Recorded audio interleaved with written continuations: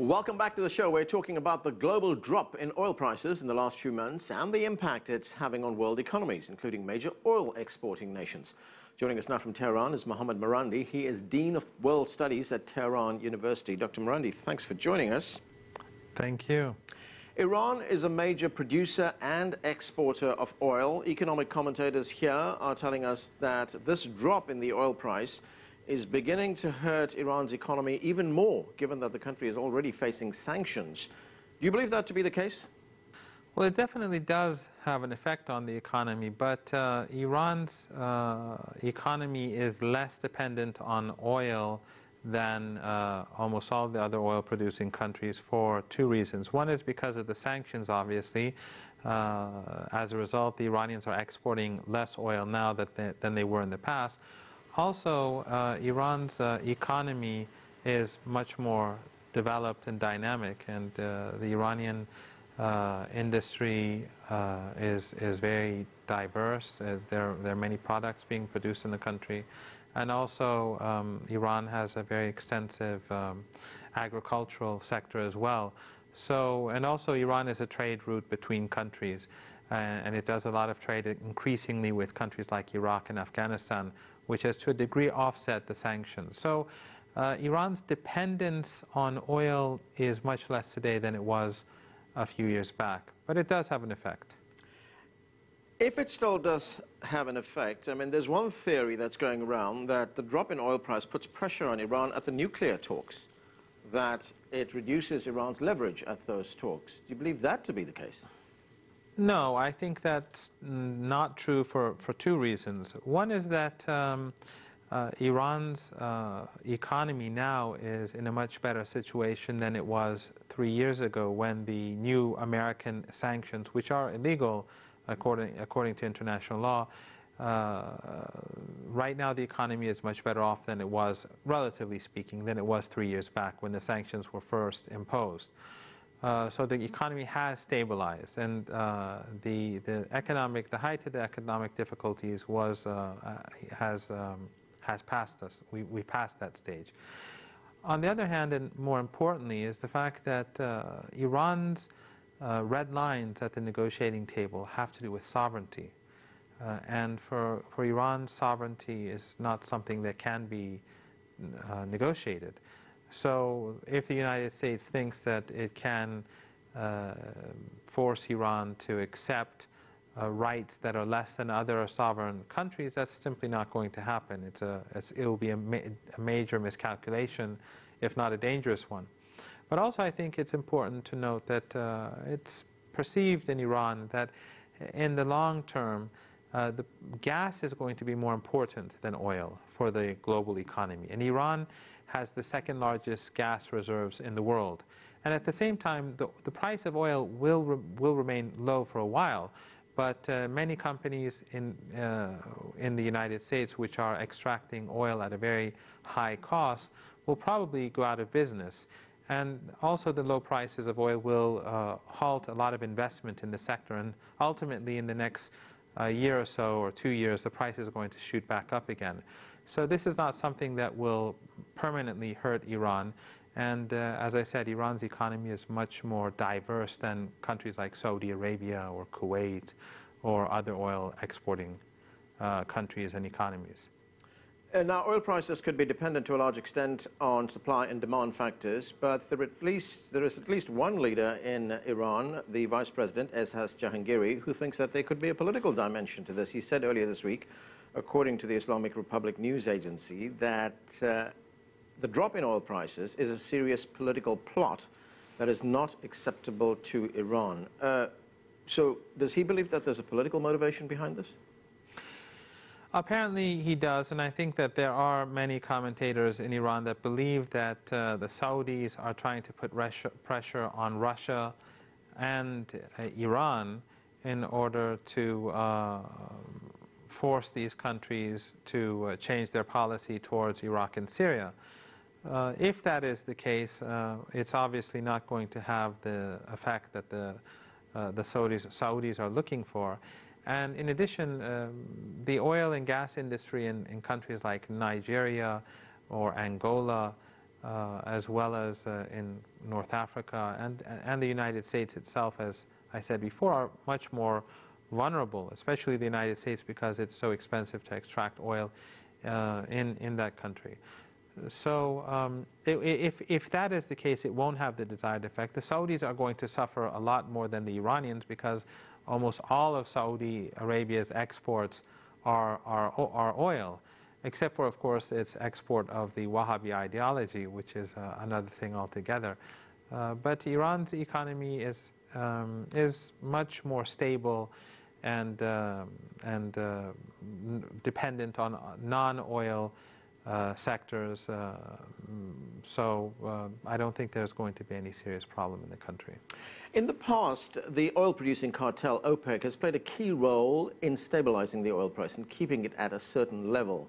OPEC doesn't seem inclined to do that right now. I mean, it has announced that it will cut back production, but by a very small amount, something like 300,000 barrels per day next year. Should OPEC countries be doing more to push the price up? Well, there are differences among countries and even among analysts in this regard.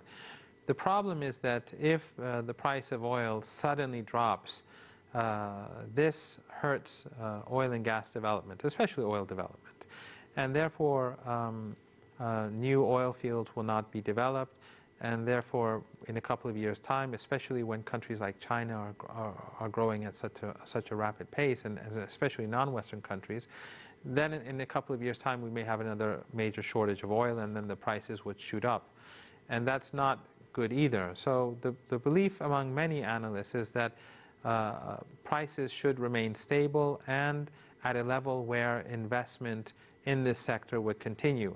At the moment, with these prices, a lot of smaller companies in North America will be severely hurt, and major oil producers or companies, they too will halt investment, and that will have, again, create a problem in future.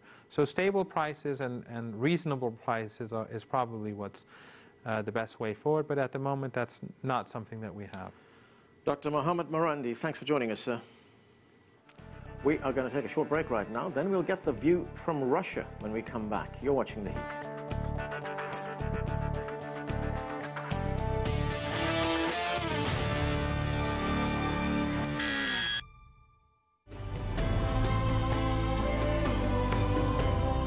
We are CCTV America. As a guest producer for CCTV America, I get to work with a lot of fascinating people. My daily routine consists of networking, scheduling interviews, meeting guests, getting them made up. One of the great perks about my work is that I get an insider's view about what's going on both domestically and internationally. I get to meet some of the world's most influential decision makers. I'm Rakaya Najjar. I'm a guest producer for CCTV America.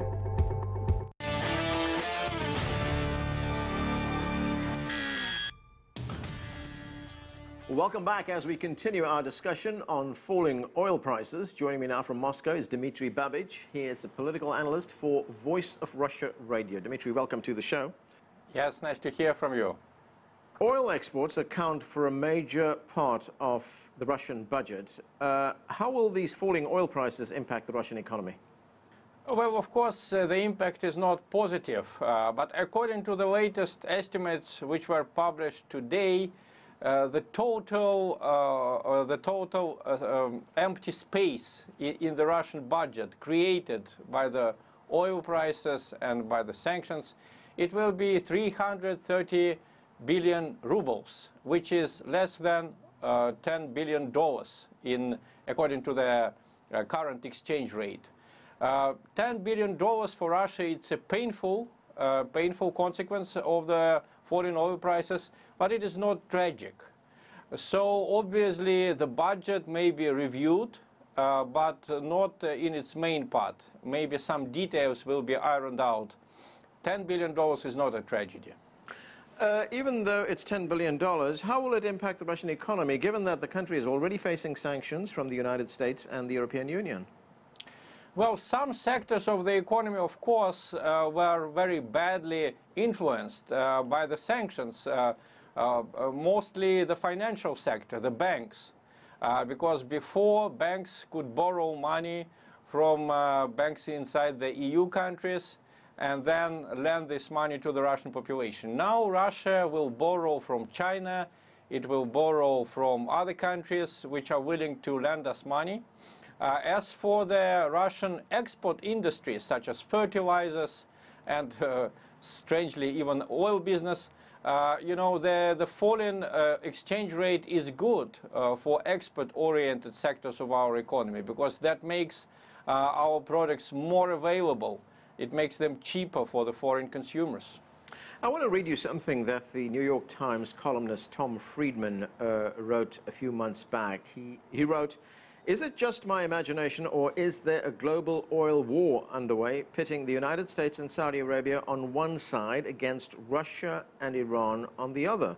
And more recently, the Russian President, Vladimir Putin, said a political component is always present in oil prices. Does Russia see oil price, or rather politics, play a role in these moving oil prices? Well, it's quite clear that politics do play a role here, and it's not just Saudi Arabia and the United States on one side. You could easily add Qatar and a few other oil-producing Gulf monarchies into that number. Obviously, their game right now is to lower the prices. On the other side, you don't see just Iran and Russia. You may also mention Venezuela. You may also mention Nigeria.